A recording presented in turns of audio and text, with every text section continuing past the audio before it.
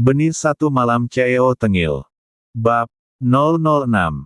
Indra menghela napasnya dengan kasar, mengusap wajahnya yang mendadak gusar. La benar-benar berada di posisi serba salah. Di satu sisi, ia takut hubungannya dengan Feby hancur karena ancaman Ananda. Namun di sisi lain, ia juga tidak mau karirnya di kepolisian tamat jika Tristan sampai bertindak nekat karena mengira dirinya menyembunyikan informasi. Setelah menimbang risiko, Indra akhirnya memilih untuk jujur pada sahabatnya itu. Gue emang udah tahu siapa itu si Itik yang sebenarnya, Dre. Setelah gue selidiki dan bahkan bertemu langsung dengan dia kemarin. Rupanya dia adalah sekretaris pribadinya Tristan sendiri di Bratadikara Group. Ungkap Indra dengan suara berbisik namun tegas. Andre, yang tempo hari sempat bertemu langsung dengan sekretaris barunya Tristan saat makan siang di Lion Resto, seketika melongo tak percaya. Matanya melotot. Dra, Elo yakin sama perkataan Elo? Elo gak lagi bercanda atau bohongin gue, kan? Untuk apa gue bohong sama Elo, Dre? Gak ada gunanya buat gue. Sahut Indra jengkel. Tapi kok bisa, Dra? Kenapa si Itik bisa berubah sebegitu cantiknya sampai secantik bidadari gitu? Malah, atasan gue Tuan Samuel sendiri sampai tertarik dan kelihatan suka banget sama dia tanpa sadar. Tanya Andre bertubi-tubi, masih syok dengan kenyataan ini. Itu karena si Itik telah melakukan banyak perawatan besar, dan kebetulan dia dibantu oleh kekasih gue sendiri, Feby. Feby itu sahabat dekatnya sejak lama. Jelas Indra lagi. Lagi-lagi, Andre dibuat terkejut bukan main. Kepalanya menggeleng-geleng heran. Wow, kejutan apa lagi ini, Dra? Jadi cewek Elo itu ternyata teman dekatnya si Itik. Dunia benar-benar sempit banget. Indra mengangguk pelan dengan raut wajah yang kembali serius. Lia, Dre, dan ada satu rahasia besar lagi yang wajib lo tahu. Apalagi, Dra, ayo cepat katakan, jangan bikin gue jantungan karena penasaran. Desak Andre tidak sabar, memajukan tubuhnya ke depan meja. Si Itik. Dia sudah punya anak. Dan anak laki-laki itu adalah anak kandungnya Tristan. Duar. Perkataan Indra barusan bak bom waktu yang meledak tepat di hadapan wajah Andre.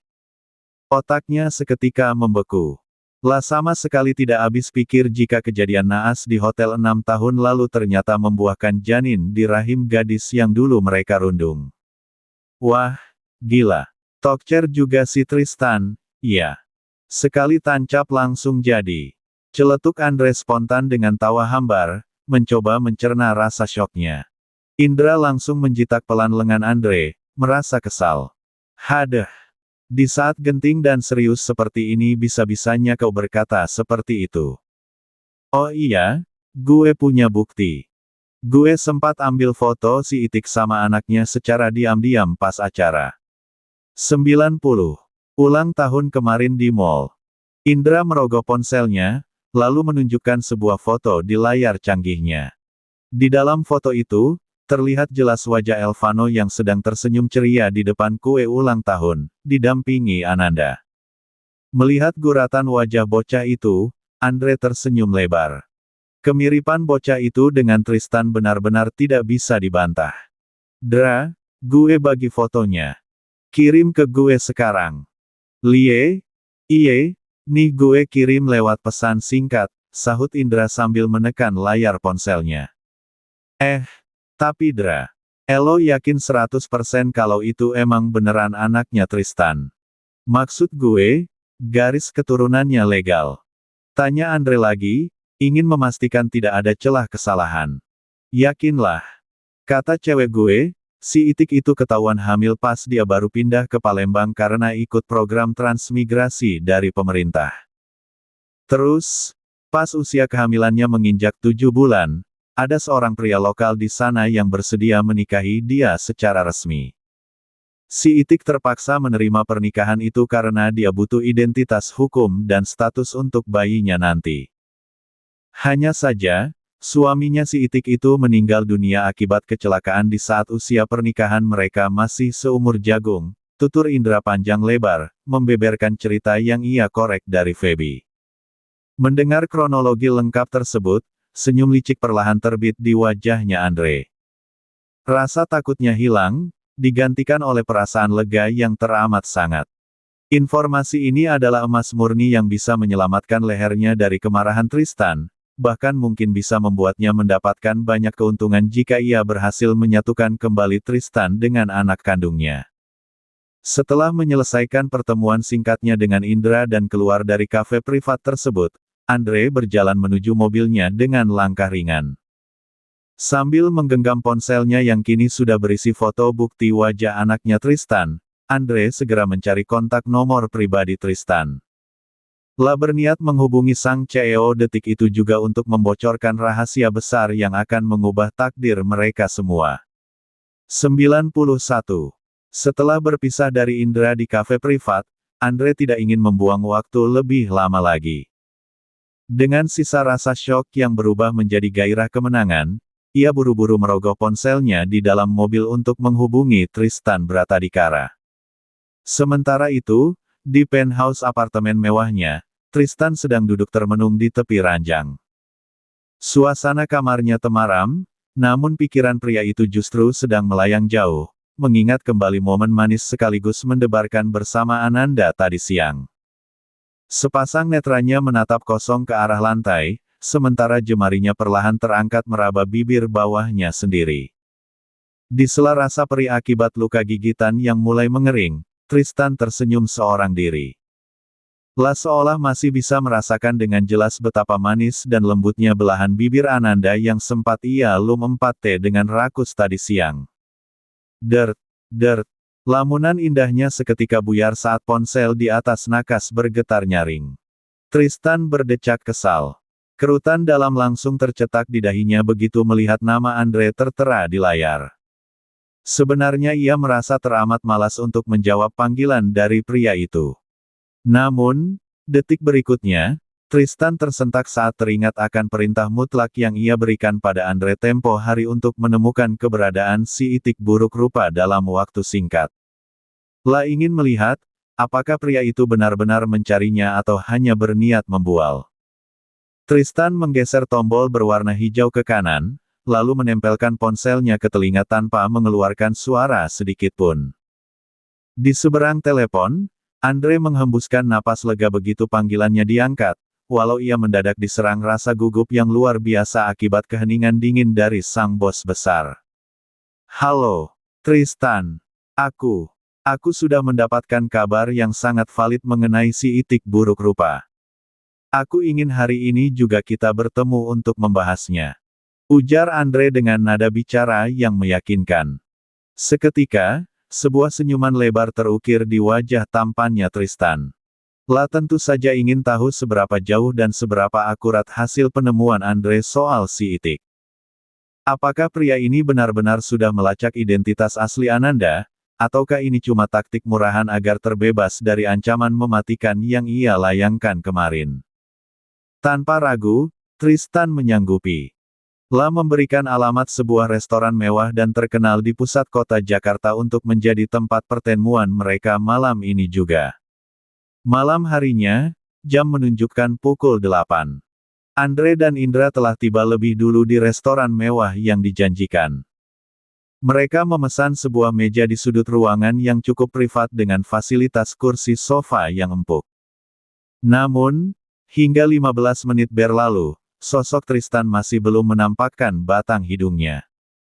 Indra yang duduk di samping Andre mulai bergerak gelisah, melirik jam tangannya berulang kali. Dre, lo yakin si Tristan bakalan datang? Kok jam segini belum muncul juga? Bisik Indra cemas. Yakinlah, Dra. Tenang aja, sahut Andre mencoba menenangkan diri sendiri, walau keringat dingin mulai membasahi pelipisnya. Ini adalah informasi yang paling dia harapkan selama 6 tahun lamanya, mencari keberadaan si Itik. Dia gak mungkin ngelewatin malam ini gitu aja.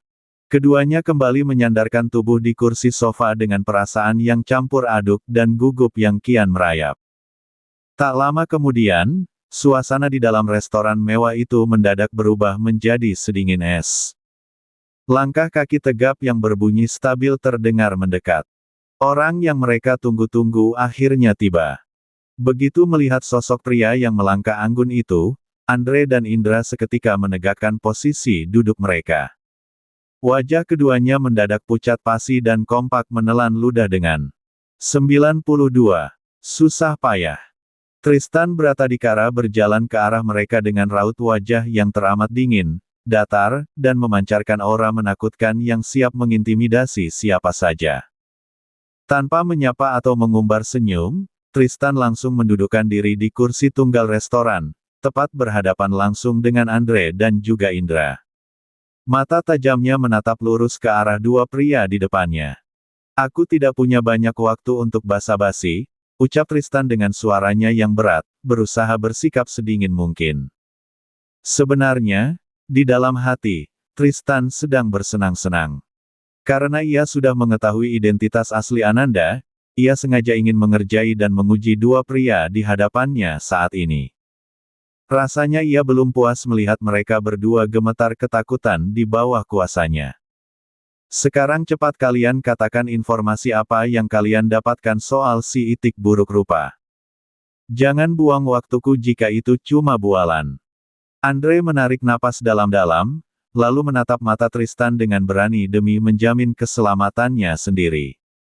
Tristan, bersiaplah terkejut. Si itik buruk rupa yang selama ini kau cari kemana-mana. Dia adalah sekretaris pribadimu sendiri di Bratadikara Group. Ananda Ayunindya adalah si itik buruk rupa. Dek. Mendengar penuturan Andre yang sangat lugas dan tepat sasaran, dada Tristan sedikit berdesir karena terkejut. Namun, keterkejutannya bukan karena ia baru mengetahui fakta soal si itik, melainkan karena ia tidak menyangka bahwa Andre dan Indra rupanya benar-benar bergerak cepat melakukan penyelidikan mendalam, hingga berhasil membuktikan ucapan mereka dan menyingkap tabir yang selama 6 tahun ini tertutup rapat. Tristan terdiam sejenak, lalu perlahan menyandarkan punggungnya di kursi. Semburat ketegangan di wajahnya mencair, digantikan oleh senyuman tipis yang penuh kemenangan. Aku sudah tahu, ucap Tristan santai, memecah keheningan. Semalam, orang kepercayaanku sudah memberikan seluruh dokumen dan foto masa kuliah Ananda di Universitas Airlangga. Jadi, informasi kalian itu sudah basi. Andre dan Indra seketika melotot terkejut, namun sedetik kemudian hembusan napas lega kompak keluar dari mulut mereka. Ternyata tebakan mereka tidak salah. Si itik yang dicari Tristan memang benar-benar wanita cantik yang kini menjadi sekretarisnya. Sial, ternyata lo udah tahu duluan, Tristan, gumam Andre sambil menggelengkan kepala. Namun, sedetik kemudian raut wajah Andre berubah serius. La memajukan badannya ke meja. Tapi, apakah kau sudah tahu, selain fakta bahwa si itik itu adalah sekretaris pribadimu, dia juga memiliki suatu rahasia besar yang belum kau ketahui. Tristan mengernyitkan dahi, menggeleng cepat. Yang aku tahu hanya itu saja. Rahasia apa lagi? Jawab Tristan.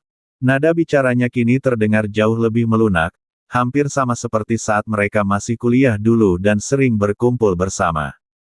Andre menoleh ke arah Indra, memberi kode lewat tatapan mata.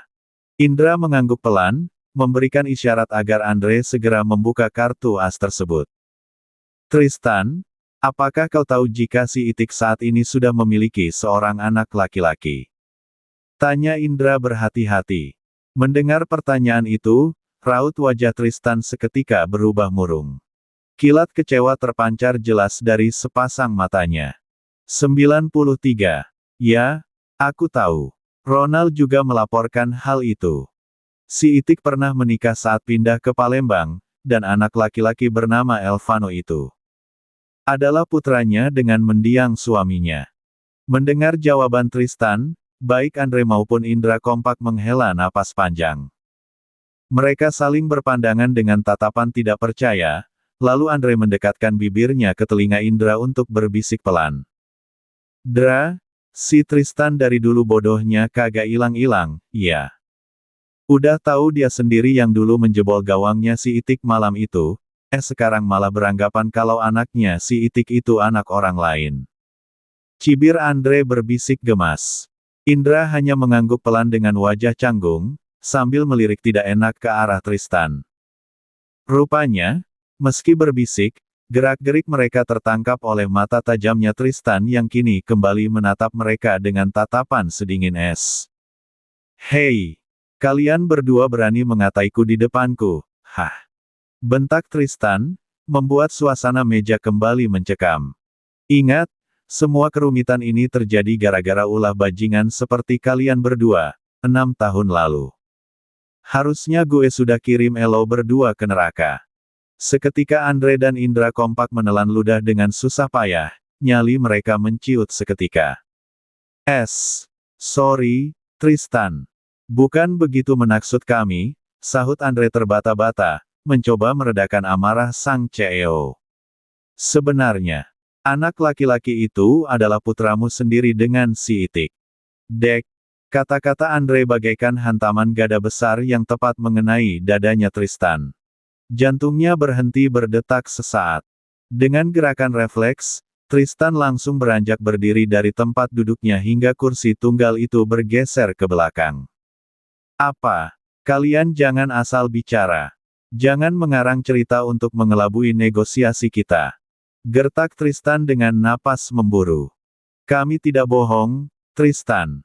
Ini beneran," seru Andre panik agar tidak salah paham.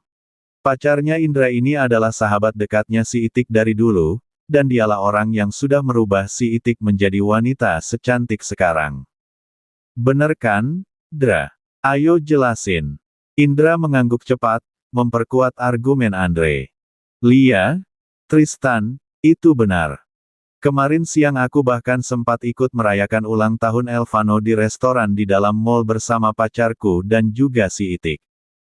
Di sana, Feby pacarku pernah bercerita kalau si Itik baru menyadari dirinya hamil pas dia sudah berada di Palembang.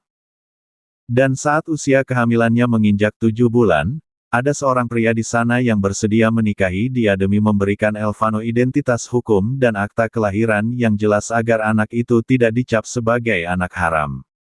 Tapi suaminya meninggal tidak lama setelah mereka menikah." Tristan mematung di tempatnya berdiri. Tubuhnya mendadak kaku, dan seluruh pasokan udara di sekitarnya seolah menipis.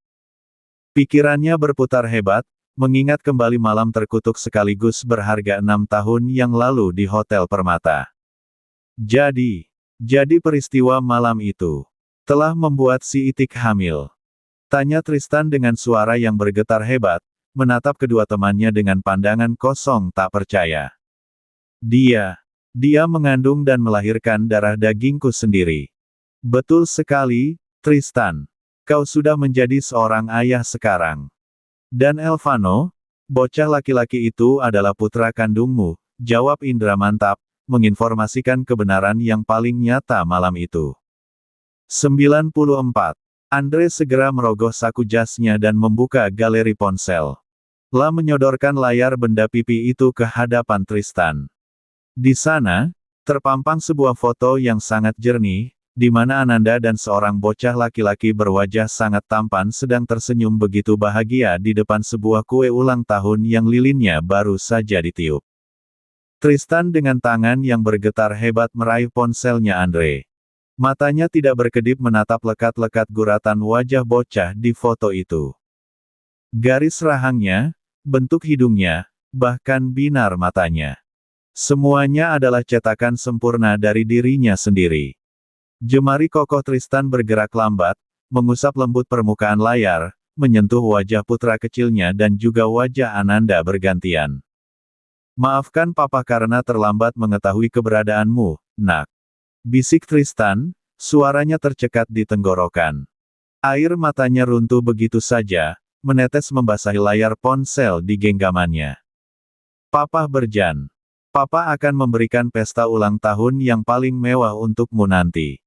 Seumur-umur, Andre dan Indra baru kali ini melihat Tristan Bratadikara, pria yang dijuluki monster berdarah dingin sejak zaman kuliah dulu, bisa menangis dan terlihat begitu rapuh. Rasa bersalah yang teramat besar kembali menghantam dada kedua pria itu. Secara bersamaan, Andre dan Indra bangkit dari duduknya, mendekat, lalu mengusap lembut punggung Tristan untuk menguatkannya. "Sekali lagi tolong maafkan kami, Tristan," ucap Andre dengan nada yang teramat tulus dan mata yang berkaca-kaca. "Gara-gara ulah bodoh kami 6 tahun yang lalu, kau dan si Itik harus menderita terpisah seperti ini. Kami benar-benar sangat menyesal. Tolong maafkan kami." Indra ikut mengangguk dalam, menepuk bahu Tristan. "Kami siap menerima hukuman apapun darimu, Tristan. Kami benar-benar minta maaf." Tristan terdiam sejenak, menghapus air mata di pipinya lalu mengembalikan ponselnya Andre. Aura dinginnya telah sirna, berganti dengan sorot mata penuh tekad yang membara. "Sudahlah, tak usah dibahas lagi masalah masa lalu itu. Yang terpenting sekarang, aku harus bisa membuat si Itik dan putraku kembali ke pelukanku dan menjadi keluarga kecil yang utuh." Tristan menarik napas dalam-dalam, menegakkan tubuhnya. "Aku rela kehilangan seluruh harta dan kekuasaanku, terkecuali Nanda dan Elvano. Mereka berdua adalah hidupku sekarang." Tanpa membuang waktu lagi, Tristan berpamitan dan langsung melangkah pergi meninggalkan restoran. Rencananya sudah bulat, besok pagi di kantor, ia akan membongkar semuanya di hadapan Ananda. La akan mengatakan bahwa ia sudah tahu identitas asli si Itik, termasuk fakta bahwa Elvano adalah darah dagingnya sendiri. Tristan sengaja tidak mendatangi rumah kontrakan Ananda malam ini, karena ia tahu suasana hati wanita itu pasti sedang sangat buruk dan terguncang setelah insiden ciuman paksa di ruang pribadinya tadi siang. Sementara itu, di sebuah rumah kontrakan sederhana, suasana sunyi dan penuh kecemasan begitu terasa. Ananda sejak pulang kantor terus saja mengurung diri di dalam kamarnya. Tubuhnya terasa sangat lemas dan tidak fit, efek dari syok berat, baju yang sempat basah kuyup, serta tekanan batin yang bertubi-tubi hari ini. Bu Mila dan Elvano duduk di tepi ranjang, menatap Ananda dengan raut wajah yang sangat khawatir. "Nduk, wajahmu pucat sekali. Sebaiknya kamu berobat ke klinik malam ini, mumpung kliniknya masih buka di depan gang," bujuk Bu Mila lembut sambil menyentuh kening putrinya yang terasa hangat. Ananda memaksakan seulas senyum tipis, lalu menarik selimutnya lebih tinggi. "Nanda tidak apa-apa, Bu. Cuma meriang sedikit karena kecapean kerja tadi. Minum parasetamol juga besok pagi sudah sembuh kok." 95. Bu Mila hanya bisa menghela napas panjang, tahu betul watak keras kepala putrinya yang tidak mau menyusahkan orang lain. Akhirnya, malam itu Bu Mila membiarkan Elvano tidur menemani ibunya di dalam kamar, karena bocah kecil itu terus-menerus menggelayuti lengan Ananda dengan wajah cemas. Elvano merebahkan tubuh kecilnya di samping Ananda, lalu mendongak menatap wajah sang ibu. "Mah, besok kata nenek aku sudah bisa mendaftarkan sekolah di TK Harapan yang dekat Taman Suropati itu, loh." Ananda menoleh, mengusap rambut putranya dengan penuh kasih sayang hingga rasa sesak di dadanya sedikit berkurang. "Lia, sayang. Besok mama akan daftarkan kamu di sana, ya. Sekarang El Bobo dulu, sudah malam." Elvano mengerutkan keningnya bingung. "Loh, bukannya besok mama harus kerja? Khusus besok, mama mau izin tidak masuk kerja dulu. Kan mama mau mengantar dan mendampingi El daftar sekolah," jawab Ananda lembut, sengaja ingin menghindari pertemuan dengan Tristan besok pagi. Mendengar hal itu, Elvano mengangguk cepat dengan mata berbinar bahagia. Bocah itu langsung memeluk erat tubuh ibunya, mencari kehangatan hingga akhirnya tertidur lelap. Di dalam kegelapan kamar, Ananda menatap langit-langit dengan mata berkaca-kaca, sama sekali tidak menyadari bahwa besok, rencana izin tidak masuk kerjanya tidak akan berjalan semudah yang ia bayangkan. Keesokan harinya, suasana di lantai 10 Bratadikara Group kembali tegang. Tristan baru saja melangkah masuk ke ruang kerjanya dengan setelan jas yang rapi dan raut wajah penuh tekad. Namun, langkahnya terhenti saat Kevin masuk dengan wajah cemas dan membawa sebuah kabar buruk. Maaf, Tuan. Baru saja Nanda mengirim pesan bahwa hari ini dia izin tidak masuk kerja karena ada keperluan mendesak, lapor Kevin berhati-hati. Seketika, rahang Tristan mengeras. Gurat kekhawatiran yang sangat besar langsung tercetak jelas di wajah tampannya. Rencananya yang sudah disusun rapi semalaman untuk membongkar kebenaran dan memeluk Elvano dan Ananda kini harus tertunda. Tanpa berpikir panjang, Tristan langsung menyambar kunci mobilnya di atas meja. Tuan, Anda mau kemana? Hari ini ada rapat penting dengan Dewan Direksi 1 jam lagi. Seru Kevin panik, mencoba menghadang langkah bosnya. Batalkan saja semuanya, Kevin. Urusanku ini jauh lebih penting dari rapat manapun dan ini menyangkut masa depanku. Tegas Tristan mutlak, lalu melenggang pergi begitu saja meninggalkan ruang kerjanya. Kevin hanya bisa mematung dan memijit pelipisnya yang mendadak pusing. La menganggap hari ini benar-benar kacau. Banyak pekerjaan tertunda akibat Ananda yang mendadak absen, ditambah lagi sang CEO yang seenaknya membatalkan rapat yang sangat penting. Aduh, bagaimana nanti aku menjelaskan masalah ini kepada Tuan Besar Bratadikara? Bisa kacau dan abis aku diamuk. Gumam Kevin pasrah sambil menatap pintu lift yang sudah tertutup. Sementara itu, suasana di lingkungan Taman Suropati tampak begitu kontras. Elvano tersenyum sangat bahagia sambil menggandeng erat tangan ibunya. Proses administrasi pendaftaran sekolahnya baru saja selesai, dan 2 minggu lagi bocah kecil itu akan resmi memulai hari pertamanya di TK Harapan.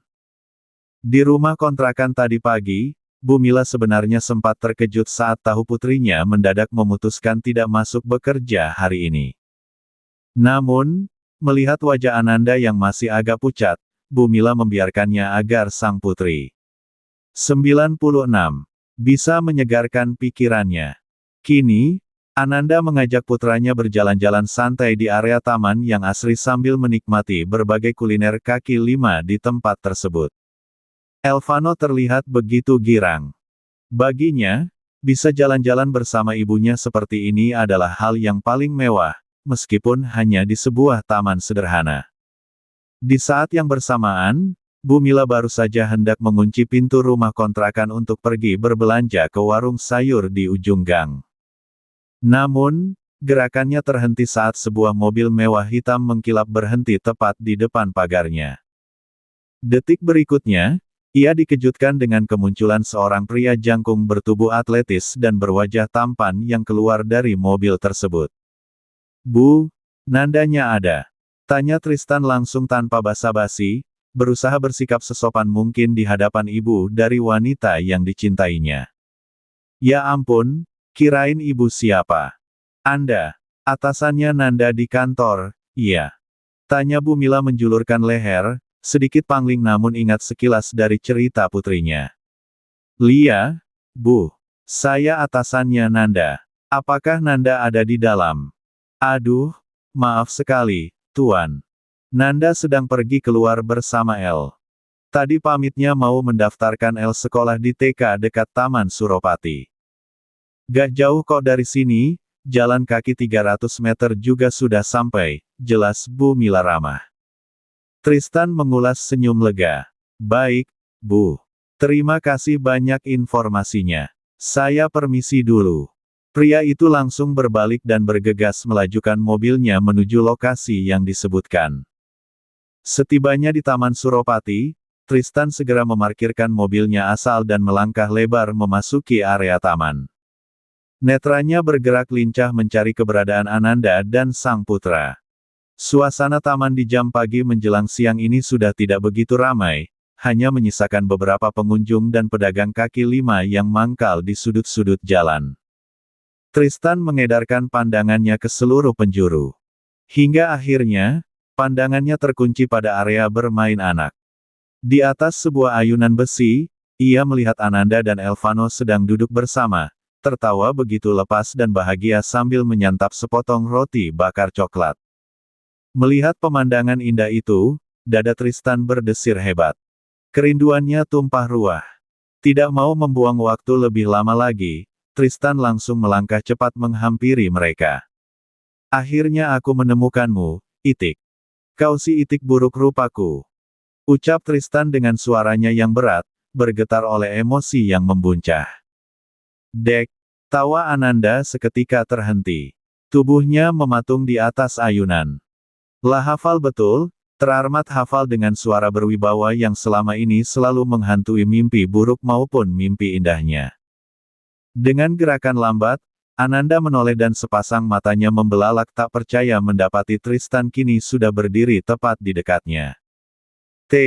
Tristan, kau. Belum sempat Ananda menyelesaikan kalimatnya atau beranjak dari ayunan, Tristan sudah lebih dulu maju selangkah. Dengan gerakan cepat namun lembut, ia meraih pergelangan tangan Ananda, menarik tubuh wanita itu hingga bangkit dan langsung mendekapnya masuk ke dalam pelukan hangat dada bidangnya. Tristan memeluknya dengan teramat erat, seolah takut jika ia melonggarkan pelukan itu sedikit saja, wanita di dekapannya akan kembali lenyap. 97. Itik. Jangan pernah pergi lagi. Aku sangat merindukanmu. Bisik Tristan tepat di samping telinga Ananda, menyembunyikan wajahnya di ceruk leher wanita itu. Ananda benar-benar terpaku dalam pelukan itu. Otaknya mendadak buntu dan seluruh tubuhnya kaku. Lah sama sekali tidak menyangka jika Tristan ternyata sudah mengetahui identitas aslinya yang selama ini ia sembunyikan rapat-rapat. Sementara itu, Elvano yang memegang sisa roti bakarnya langsung turun dari ayunan. Bocah kecil itu menatap tak percaya pada pemandangan di depannya. Matanya yang bulat mengerjap bingung melihat sang ibu tiba-tiba didekap erat oleh pria asing yang pernah ia temui sekali di rumah kontrakan. Om tampan, kenapa peluk-peluk mama? Tanya Elvano polos dengan nada suara yang kebingungan, menengadah menatap Tristan dan Ananda bergantian. 98. Tristan perlahan melepaskan pelukannya, lalu membalikkan tubuh Ananda agar menghadap penuh ke arahnya. Lah mencengkeram kedua bahu wanita itu dengan lembut, menatap lekat-lekat bola mata Ananda yang mulai berkaca-kaca. Kenapa kau menyembunyikan semua ini dariku, Itik? Tanya Tristan dengan suara yang bergetar menahan gejolak emosi. Ananda membuang muka, mencoba melepaskan diri dari cengkeraman tangan Tristan. Saya bukan si Itik yang Anda maksud, Tuan Tristan. Anda salah orang. Bukannya menjauh, Tristan justru menarik tubuh Ananda kembali ke dalam dekapan hangatnya. Kali ini, ia mendekap tubuh wanita itu dengan teramat erat, seolah menyalurkan seluruh rasa bersalah dan rindu yang membuncah selama 6 tahun ini. Terus saja kau sangkal, Nanda. Silakan kau berbohong sesukamu. Tapi aku sudah tahu semuanya, bisik Tristan tepat di sekat telinga Ananda. Dan Elvano. Dia adalah putra kandungku, kan? Dek. Ananda seketika bungkam, tubuhnya mendadak kaku dengan detak jantung yang bergemuruh hebat. Lah menelan ludahnya dengan susah payah, merasa dinding pertahanan yang ia bangun bertahun-tahun runtuh dalam sekejap. Melihat pemandangan di depannya, Elvano melangkah mendekat dengan wajah polosnya yang kebingungan. Bocah kecil itu mengulurkan tangan, menarik-narik ujung jas mahal yang dikenakan oleh Tristan. Om tampan, kenapa peluk Mama terus? Kata Mama, Ayah El sudah meninggal, ucap Elvano dengan suaranya yang cempreng khas anak-anak. Mendengar ucapan polos sang anak, dada Tristan seketika mencelos bagai dihantam palu godam besar. Lah melepaskan pelukannya pada Ananda, lalu berlutut di hadapan Elvano agar tinggi mereka sejajar. Air mata Tristan kembali menggenang di sudut matanya. Tidak, El. Ayahmu belum meninggal. Aku adalah papa kandungmu, nak, ucap Tristan dengan suara serak, mengulurkan kedua tangannya untuk merengkuh tubuh mungil Elvano. Namun, belum sempat jemari Tristan menyentuh pakaian Elvano, Ananda dengan gerakan kilat menarik tubuh putranya menjauh. Lah langsung menggendong Elvano ke dalam pelukannya, menyembunyikan kepala bocah itu di ceruk lehernya. Tatapan mata Ananda berubah menjadi tajam dan penuh kewaspadaan, persis seperti seekor induk singa yang melindungi anaknya. Saya mohon, jangan pernah kau ganggu kehidupan saya dan juga putra saya lagi, Tuan Tristan. Sentak Ananda dengan napas memburu. Kau bukanlah ayahnya El. Ayah El adalah Mas Radit, mendiang suami saya. Tristan bangkit berdiri, menatap Ananda dengan pandangan terluka. Nanda, mau sampai kapan kamu terus-menerus berbohong? Mau sampai kapan kau membohongi putra kita sendiri tentang siapa ayah kandungnya? Ananda tidak sudi menjawabnya lagi. Air matanya kini menetes membasahi kedua pipinya. La membalikkan badan, berniat melangkah 1000 meninggalkan area Taman Suropati sambil mendekap erat Elvano di gendongannya. Tentu saja Tristan tidak tinggal diam begitu saja. Dengan langkah lebar, ia langsung berlari kecil dan menghadang tepat di depan langkah kaki Ananda, membuat wanita itu terpaksa menghentikan langkahnya. 99. Itik. Maksudku Ananda. Tolong dengarkan aku dulu. Aku bisa menjelaskan semuanya padamu. Tentang peristiwa terkutuk 6 tahun yang lalu di hotel itu. Seru Tristan memohon. Sudah cukup. Aku tidak mau mendengar penjelasan apapun lagi darimu. Bentak Ananda, dadanya naik turun menahan emosi yang meluap. Kumohon pergi dari kehidupanku, Tristan. Aku tidak mau menderita lagi karenamu, dan karena ulah bajingan teman-temanmu yang lainnya. Rasa bersalah kembali menusuk relung hati Tristan, namun egonya menolak untuk menyerah kali ini. La tetap merentangkan tangannya, kokoh menghalangi jalan Ananda. Nanda, aku mohon. Beri aku satu kali saja kesempatan untuk menjelaskan semuanya secara jujur. Aku bahkan bisa menghubungi Andre dan juga Indra sekarang untuk menjelaskan semua kesalahpahaman ini di depanmu, ujar Tristan dengan suara yang melembut namun penuh penekanan. Malam itu, aku pun adalah korban yang sama sepertimu, Nanda. Aku dijebak oleh mereka. Dek. Ananda seketika terdiam terpaku di tempatnya berdiri. Jeritan Elvano yang mulai bingung tak lagi terdengar di telinganya.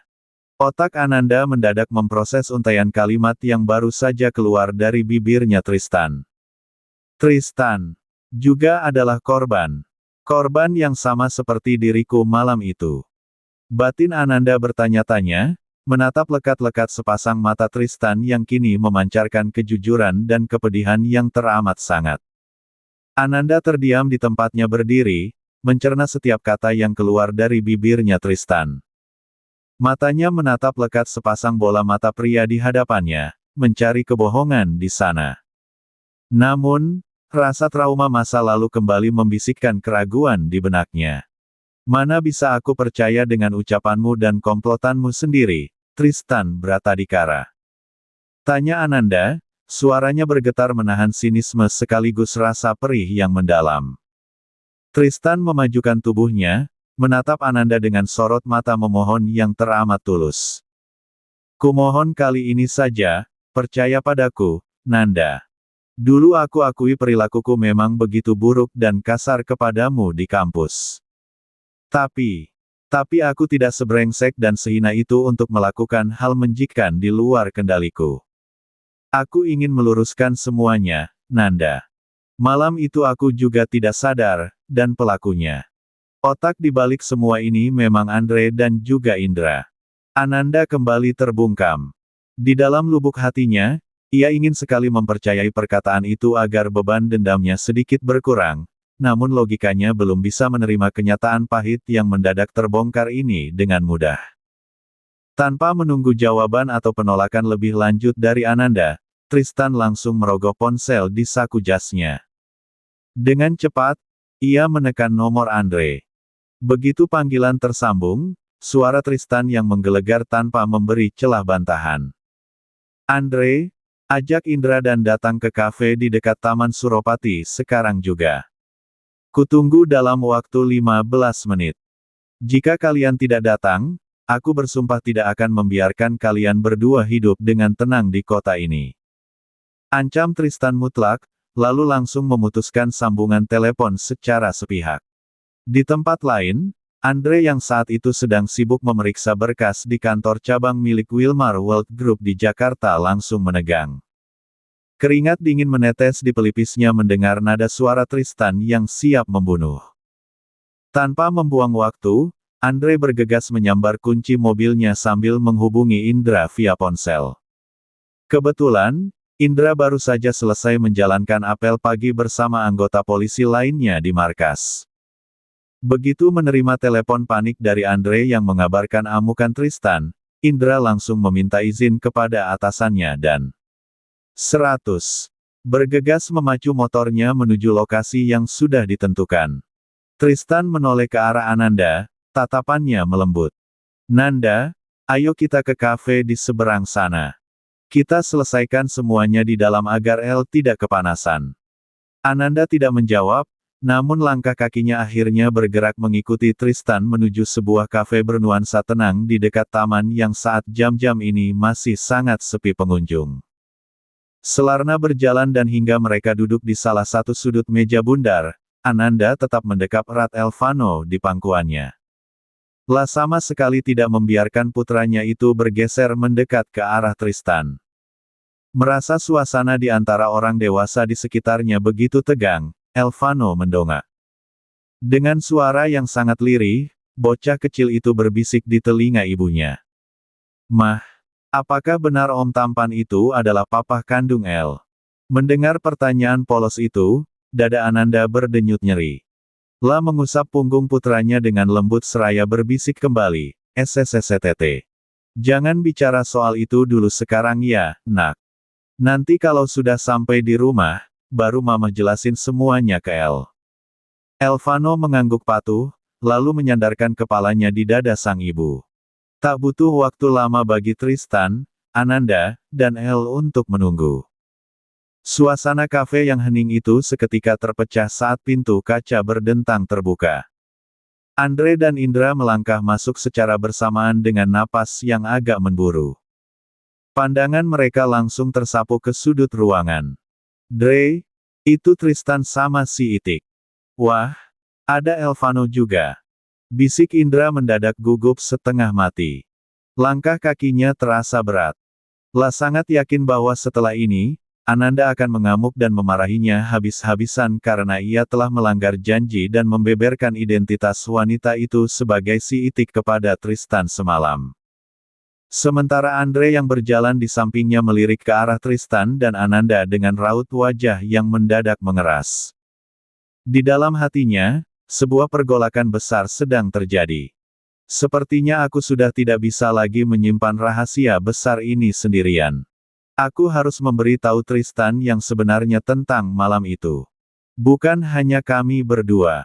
Orang itu juga harus ikut disalahkan atas hancurnya hidup si Itik. Batin Andre bertekad, bersiap membuka seluruh kotak rahasia yang selama 6 tahun ini terkunci rapat. 101.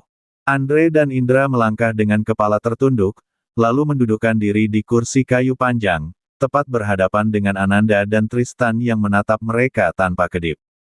Suasana di meja itu terasa begitu mencekam, berbanding terbalik dengan keceriaan Elvano.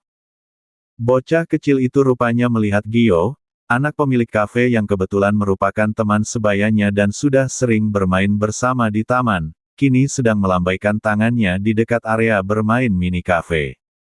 "Mah, aku main sama Gio dulu sebentar ya di sana," pamit Elvano riang. La kemudian menoleh ke arah para pria dewasa di meja. "Dada Om Tampan, dada Om Indra, dan dadah juga Om."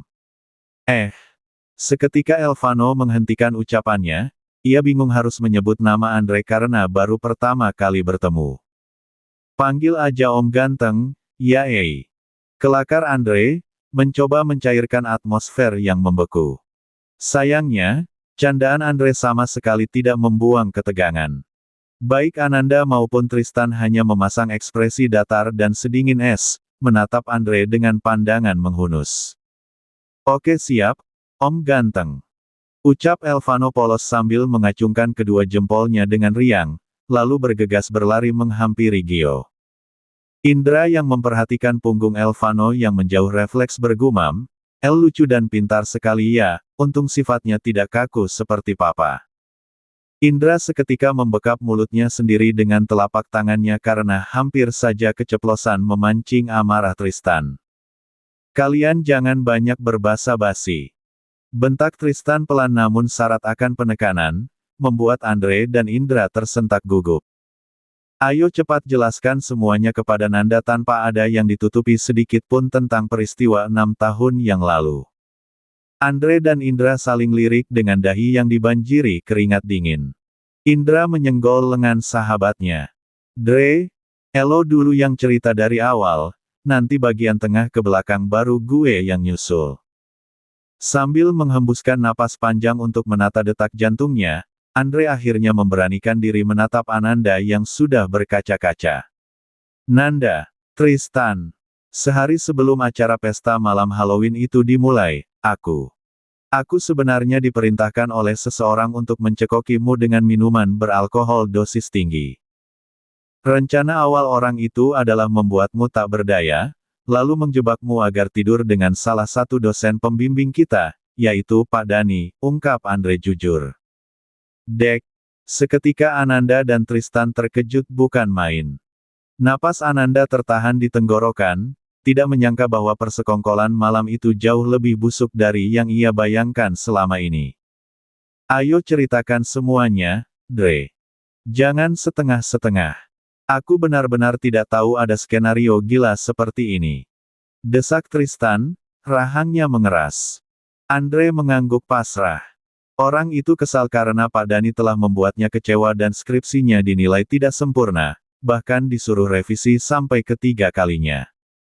Rencananya, kau akan diculik dari pesta, dicekoki, lalu ditaruh di kamar hotel Permata yang sudah dipesan atas nama Pak Dani agar karir dosen itu hancur sekaligus namamu tamat. Tapi, mengingat kebaikan Pak Dani yang selama ini sering membantuku dalam urusan akademis, aku tidak tega menghancurkannya. 102. Andre menunduk, meremas jemarinya sendiri. Di saat yang sama, aku memang sedang sangat kesal dan iri padamu, Tristan. Di kampus, kau selalu unggul dalam segala hal. Bahkan wanita yang sejak lama aku sukai, malah terang-terangan naksir dan mengejarmu. Disitulah sisi iblisku keluar. Aku mengubah rencana orang itu secara sepihak untuk mengerjaimu. Aku ingin kau yang menggantikan posisi Pak Dani malam itu di kamar hotel. Andre melirik Tristan dengan rasa bersalah yang amat dalam. Sebelum pesta dimulai, aku memasukkan zat afrodisiak dosis kuat ke dalam minumanmu. Waktu itu, aku yang meminta Indra untuk membeli obat itu di pasar gelap.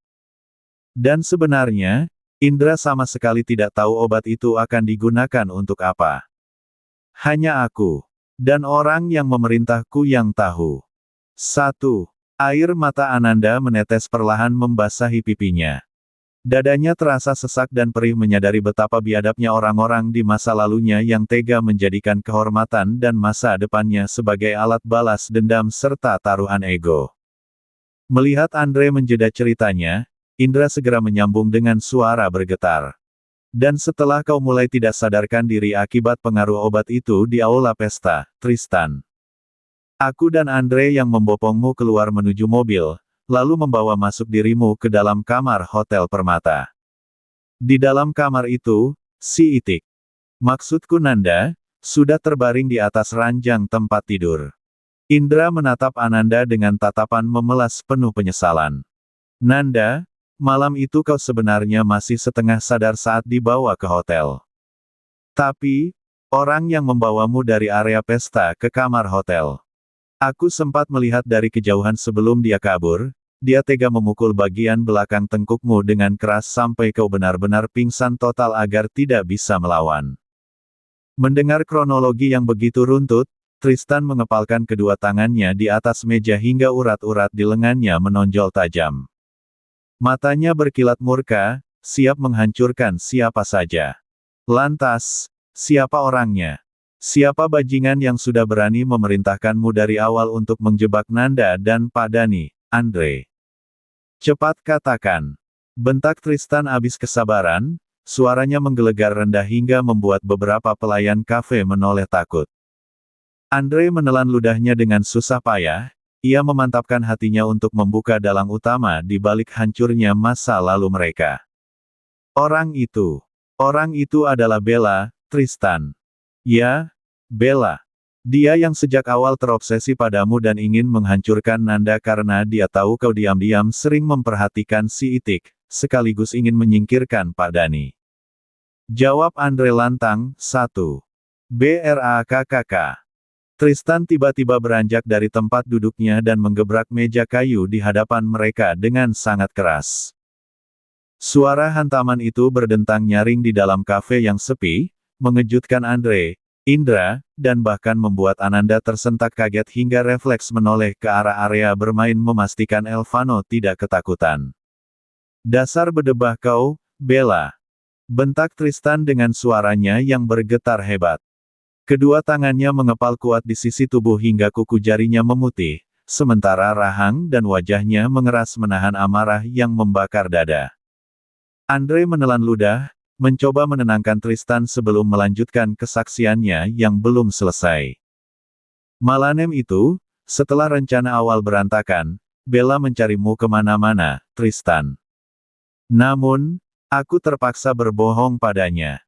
Aku bilang kalau kau mabuk berat akibat alkohol di pesta dan aku sudah mengantarkanmu pulang dengan aman ke mansion Bratadikara. 103. Andre menghela napas pendek, tatapannya beralih pada Ananda yang menyimak dengan mata berkaca-kaca. Dan keesokan harinya, saat kau mengamuk di kampus mencari tahu siapa wanita di kamar hotel itu, di sanalah Bella akhirnya tahu bahwa pria yang tidur dengan si Itik bukanlah Pak Dani. Melainkan kau, Tristan. Bella benar-benar murka karena rencananya gagal total dan pria yang dia gila-gilai justru tidur dengan wanita lain. Lalu, apa hubungannya dengan kebangkrutan keluargamu, Dre? Tanya Indra yang baru pertama kali mendengar bagian ini. Bella membalas dendam padaku, jawab Andre dengan senyum kecut yang syarat akan kepedihan masa lalu. Dia menggunakan kekuasaan koneksi bisnis keluarganya untuk menghancurkan perusahaan ayahku sampai bangkrut total. Karena itulah, setelah lulus kuliah aku terpaksa langsung bekerja keras menjadi tulang punggung keluarga. Beruntungnya, Tuan Samuel sangat baik dan beliau masih memiliki hubungan kerabat bisnis dengan papaku, sehingga aku bisa mendapatkan posisi yang layak di Wilmar World Group. 5. Mendengar seluruh rangkaian cerita yang begitu sinkron dan masuk akal, benteng pertahanan dan kebencian di hati Ananda perlahan mulai runtuh. La akhirnya mulai percaya bahwa selama 6 tahun ini telah terjadi kesalahpahaman yang teramat besar antara dirinya dengan Tristan. Pria di hadapannya ini murni adalah seorang korban yang dijebak dan dieksploitasi biologisnya, sama sekali tidak mengetahui rencana biadab yang dirancang oleh Bella. Tristan perlahan meredam emosinya, lalu mendudukkan diri kembali.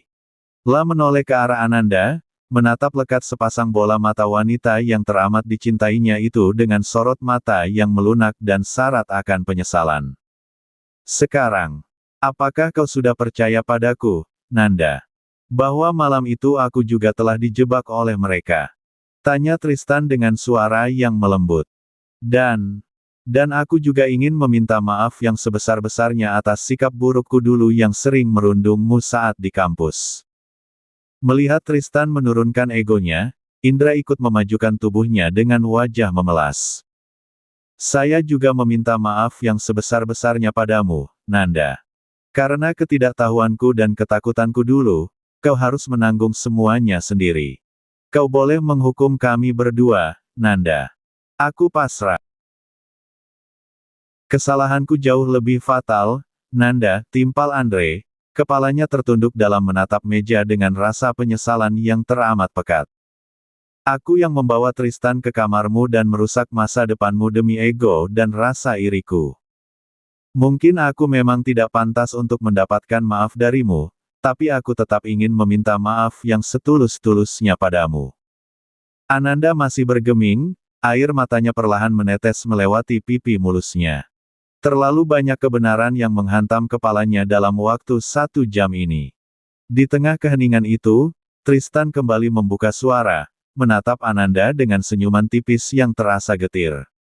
Nanda, kau tahu kenapa dulu aku semakin menjadi-jadi membuli dan mengganggumu saat di kampus? Ananda yang masih setengah tercengang hanya bisa menggelengkan kepalanya pelan, tidak tahu harus merespons apa.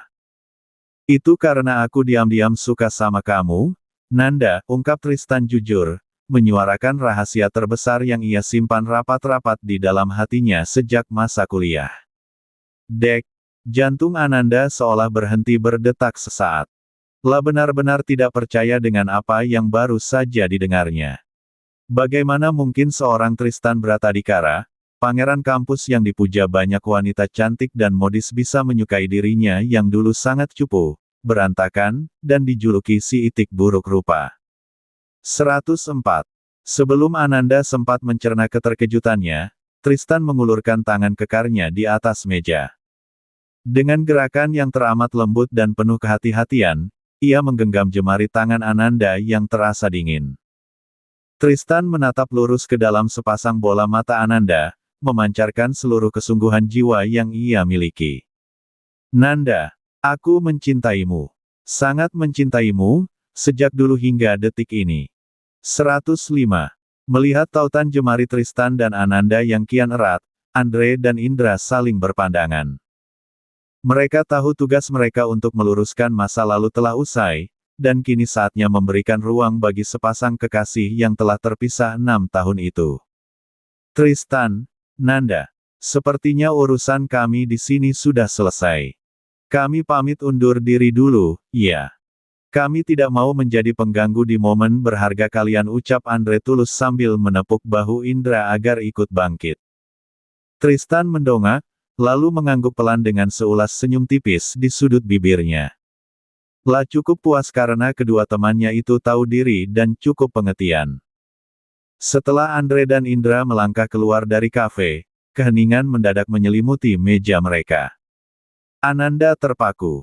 Lidahnya mendadak keluh untuk menjawab pernyataan cinta yang begitu tiba-tiba dari sang mantan musuh bebuyutannya di kampus. Kau bilang, kau mencintaiku. Kau yakin dengan perasaanmu itu, Tristan? Tanya Ananda dengan suara bergetar, menatap sepasang bola mata pria di hadapannya seolah mencari kepastian. Tristan semakin mengeratkan genggaman tangannya pada jemari Ananda, seolah menyalurkan seluruh keyakinan yang ia miliki. Sangat yakin, Nanda. 6 tahun sudah aku memendam perasaan ini, dan selama itu pula aku sangat tersiksa. Aku sengaja menutup rapat hatiku terhadap wanita lain dan selalu menolak dengan keras setiap perjodohan yang direncanakan oleh kedua orang tuaku. 1. Ananda menunduk, matanya kembali berkaca-kaca. Tapi, kita berbeda, Tristan. Kau dan aku bagaikan langit dan bumi. Aku hanyalah wanita biasa, seorang janda yang tak memiliki apa-apa untuk dibanggakan di depan keluargamu. SSSTTT. Tristan melepaskan satu genggamannya, lalu perlahan menempatkan jari telunjuknya di atas belahan bibir Ananda yang bengkak, menghentikan kalimat pesimis wanita itu.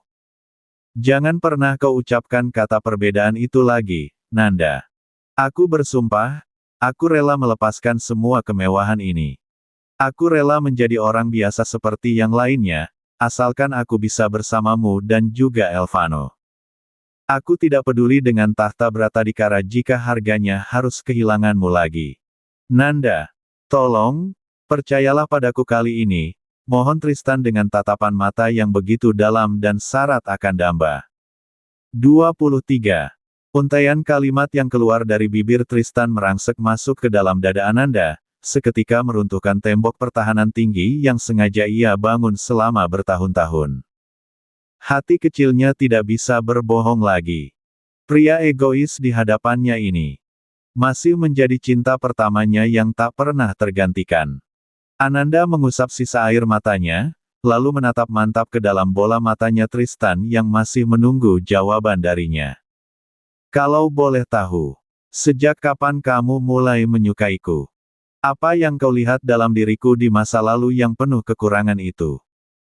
Tristan menghela napasnya sejenak, mengenang memori masa kuliah mereka. 6 tahun yang lalu, di gudang belakang dekat kantin kampus.